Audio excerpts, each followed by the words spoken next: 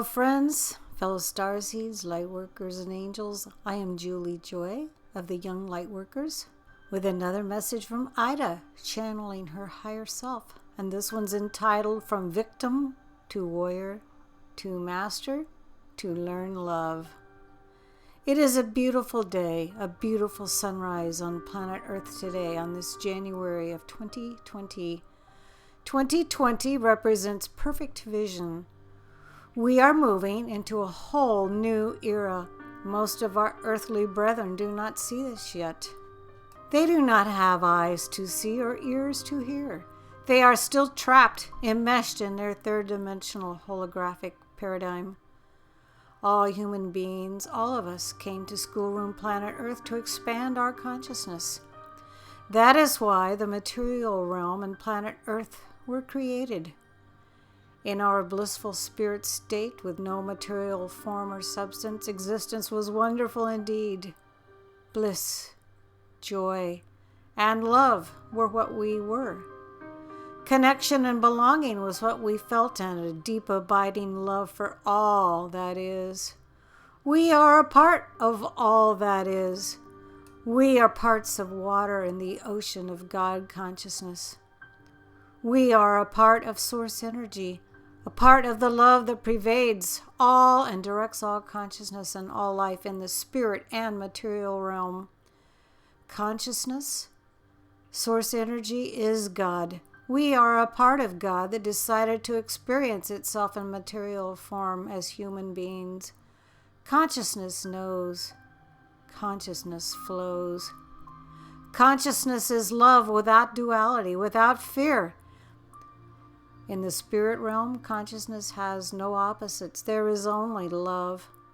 The illusion of fear was introduced by Prime Creator with our support and cooperation so that we might expand our consciousness, our light and love. As blissful spirits, we were content and wholly reveled in our glorious oneness together.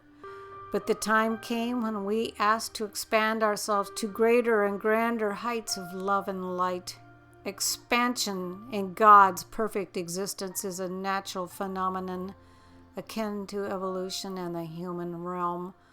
We are so created that we have a constant need to lift ourselves higher and higher, to spiral upwards. So was invented fear. Fear does not really exist. In order to experience this fear, the material realm was created. The material realm is nothing more than an incomprehensibly huge holographic computer system. The universe is one massive digital hallucination. It is rather like a movie, or perhaps a series of innumerable movies tied together, with synchronistic events and idiosyncratic happenings. This movie is directed by consciousness itself. Each human being has a soul, a true self, an inner spark of God consciousness embedded within his or her heart.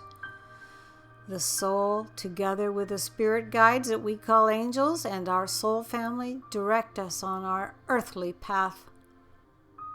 As spirits before we are born on earth, we plan the lives that we came here to learn from. We don't come to earth to live happily ever after. Happily ever after describes our existence in the spirit realm. Earthly life, our human bodies, planet Earth, and the feeling of fear are very real to us, and we agreed to live life here with no memory. We are born as babies on this earth, believing that this earthly existence is all there is. So each soul has its lessons to learn in this earthly life. We have many incarnations. What we need to learn becomes evident as we react to the negative, fear-inducing behaviors of those around us. The perceived experiences of life induce fear in us. We get angry, depressed, shamed, blamed, and we blame. In the third-dimensional paradigm, we are in the victim mode. As those around us behave negatively toward us, we react with the same negative emotions that they project on us. So anger from others produces anger in us. Denigrating words produce shame. Religious teachings, religious dogma produce fear and rote behavior, rote and mechanically repeated words, such as, "Forgive me, Mother of God, I am a sinner." Words are all important here on earth. Language is our blueprint for the life we lead. Words are the energy of the Creator in action. Words are the 011001 programming of our lives. Don Miguel Ruiz was brilliant in his book, The Fifth Agreement, describing how our earthly life was designed. The many lifetimes, the many incarnations we experience here on planet Earth take us from victim to warrior to master. The victim is created when the infant is born to its earthly parents and culture. The baby has no memory of who and what it really is. The baby is spontaneous. In the first 7 years of its life, it is ruled by its true self, its soul. The infant plays happily, gurgles with delight, smiles at the world around it when its physical needs are largely met. Or, in loneliness, it cries and shows its unhappiness. Spontaneity is definitely the order of the day. While this happy, authentic, and genuine reaction to its environment is taking place, it is being programmed into its earthly life challenges.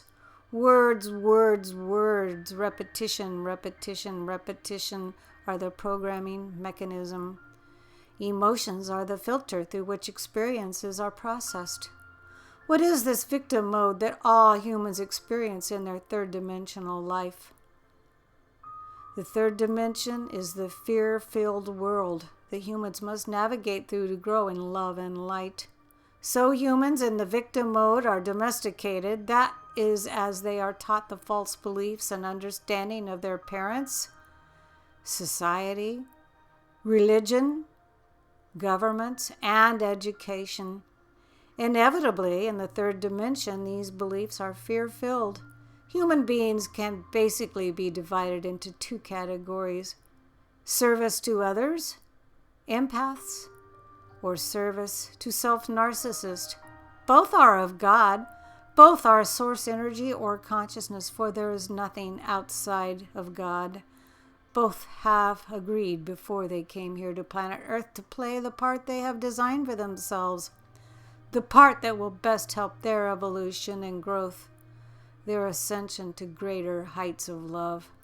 And as the Bible says, the sins of the fathers shall be visited on the children until the 3rd and 4th generation.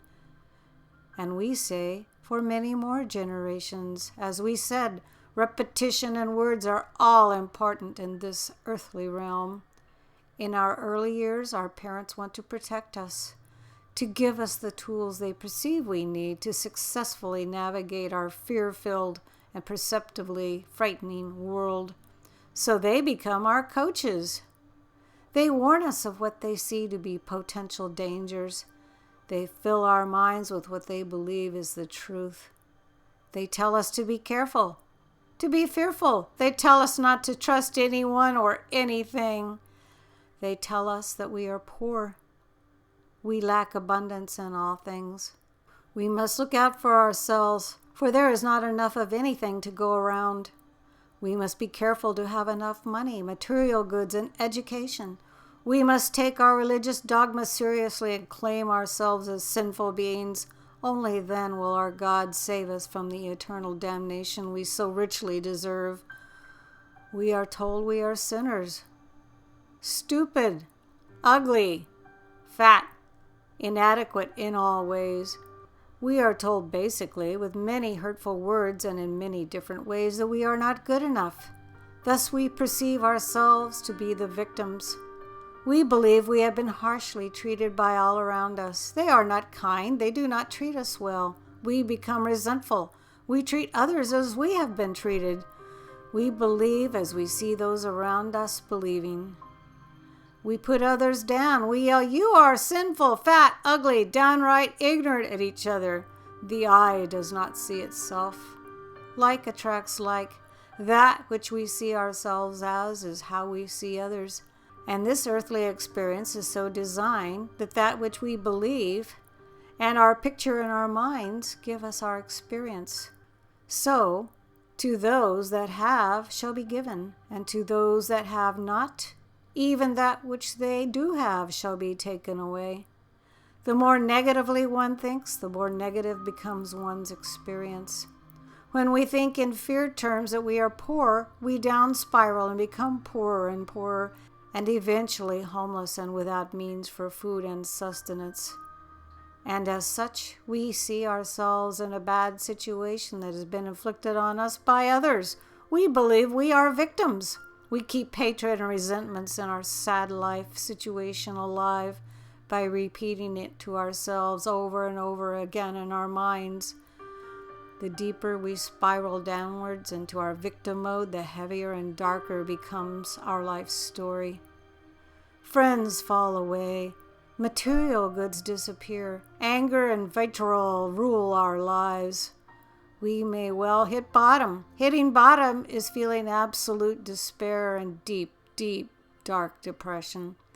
This can be the saving grace that turns us around, for we start searching for a better way. We say to ourselves, there has to be a better way. Then we start warring with ourselves and our mind. We start fighting the painful negative words that were so repeated to us, often by our caretakers, the untrue words that have created our reality.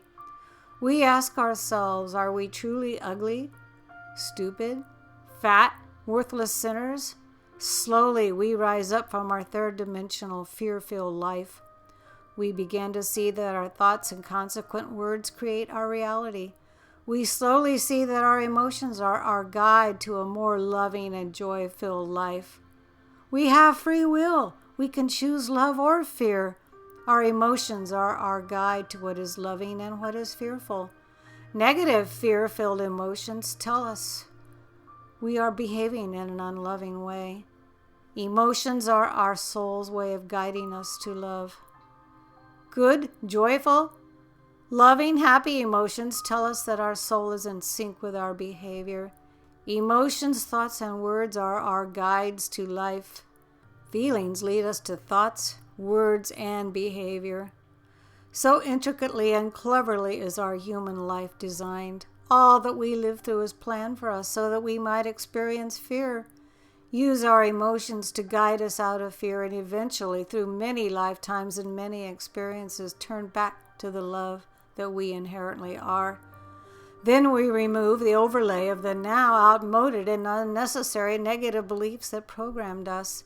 Earth is a schoolroom where we can learn in material human form, expand our consciousness, expand our love and light. There are no accidents here on planet Earth. Every idiosyncratic, individualized experience is divine for us to expand our talents, preferences, and abilities. We can never get it wrong, for Spirit will give us the experiences we need to grow in love and light until we have learned our lessons.